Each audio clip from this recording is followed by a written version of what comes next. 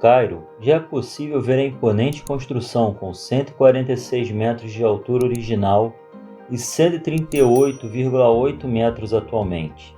A Grande Pirâmide foi construída pelo vizir Remiu-Nu, a mando do faraó Kelps, para ser o seu túmulo.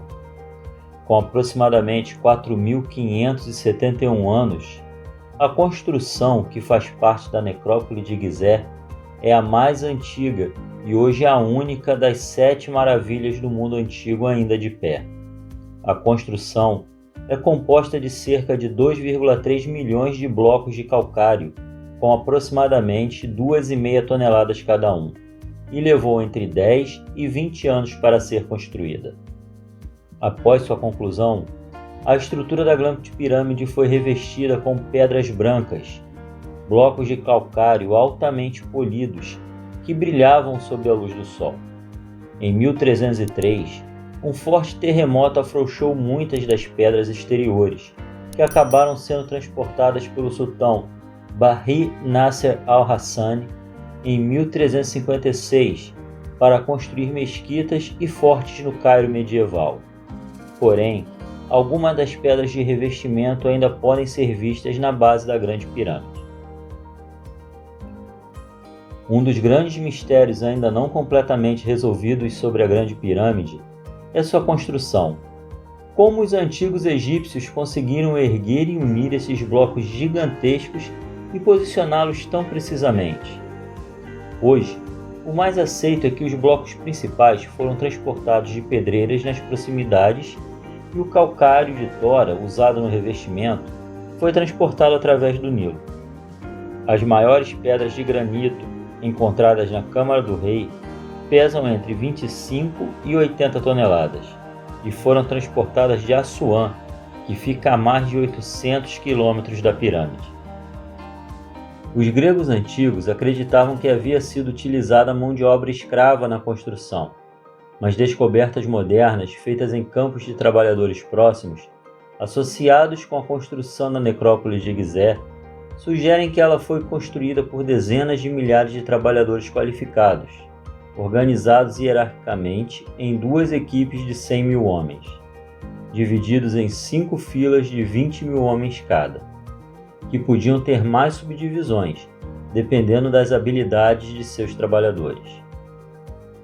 Para que o encaixe das pedras fosse executado, acredita-se em 3 possibilidades que explicam o manejo das pedras na construção. Uma primeira teoria diz que os blocos eram arrastados por meio de uma rampa próxima à base da pirâmide. Outra explicação é que as paredes externas possuíam rampas que levavam os blocos às partes mais altas. E mais recentemente, foi cogitado que os blocos pudessem ter sido carregados com rampas internas. Mas para alguns, foi mais ou menos assim.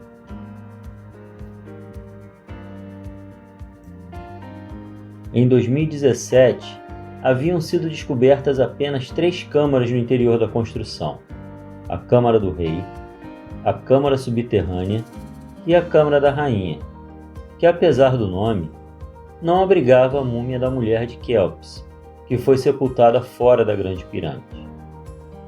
A Câmara do Rei tem aproximadamente 10,47 metros de leste a oeste e 5,23 metros de norte a sul, um telhado plano com 5,82 metros acima do chão. A câmara é inteiramente revestida com granito. Acima, um teto que é formado por 9 lajes de pedra pesando um total de cerca de 400 toneladas. Existem 5 compartimentos conhecidos como câmaras de alívio. Os 4 primeiros têm telhados planos formados pelo piso da câmara superior, mas a câmara final tem um teto pontiagudo. A Câmara Real possui 2 dutos nas faces norte e sul, que serviam para orientar a alma do faraó quando chegasse a hora de acender as estrelas. Uma estava alinhado com a estrela polar e o outro com a constelação de Órion. O único objeto encontrado na Câmara do Rei foi um sarcófago retangular de granito, com um dos cantos quebrado. O sarcófago é ligeiramente maior do que a passagem ascendente o que indica que deve ter sido colocado na câmara antes que o telhado fosse colocado no lugar. O sarcófago contrasta com os demais encontrados até hoje, pois aparenta não estar terminado, com marcas de serra visíveis em vários pontos, o que contrasta com sarcófagos finamente acabados e decorados encontrados em outras pirâmides do mesmo período. As marcas de serra provavelmente foram causadas por saqueadores, já que o sarcófago foi encontrado vazio. A Câmara da Rainha está exatamente no meio entre as faces norte e sul da pirâmide e tem um teto pontiagudo, com ápice a 6,23 metros do chão. A câmara também possuía 2 dutos, mas ao contrário dos da Câmara do Rei, não possuíam ligação com a área externa. O engenheiro Rudolf Gantenbrink explorou os eixos utilizando um robô que ele mesmo projetou, e depois de uma subida de 65 metros, descobriu que os eixos foram bloqueados com portas de calcário, com alças de cobre. Em setembro de 2002, a National Geographic Society, utilizando um robô similar ao de Gantenbrink, perfurou um pequeno buraco na porta sul e encontrou outra porta atrás dela. O projeto de GED em 2011 utilizou um fibroscópio e, através do furo feito em 2002 na porta sul, puderam identificar na pequena câmara hieróglifos em tinta vermelha. E após analisarem as alças de cobre embutidas nas pedras, chegaram à conclusão de que elas seriam apenas enfeites. Há uma câmara baixa que parece não ter sido concluída. Há uma continuação da passagem horizontal da parede sul da câmara inferior. Há também um poço escavado no chão da câmara. Alguns egiptólogos sugerem que esta câmara inferior foi concebida para ser a câmara funerária original, mas o faraó mais tarde mudou de ideia e quis que ela ficasse em uma posição mais alta. Todas estas câmaras são interligadas através de um gigantesco corredor chamado de Grande Galeria. Em 2017, um grupo de cientistas anunciou a descoberta de um espaço vazio com cerca de 30 metros de largura e quase 8 metros de altura no interior da Grande Pirâmide. A câmara está localizada bem acima da Grande Galeria e ainda não está clara sua função.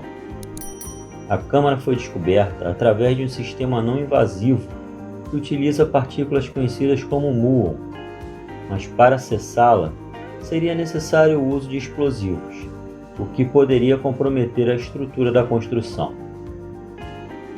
Mesmo depois de 4.500 anos, ainda há surpresas à nossa espera dentro desta maravilha, e quem sabe até achemos o manual de instruções da construção.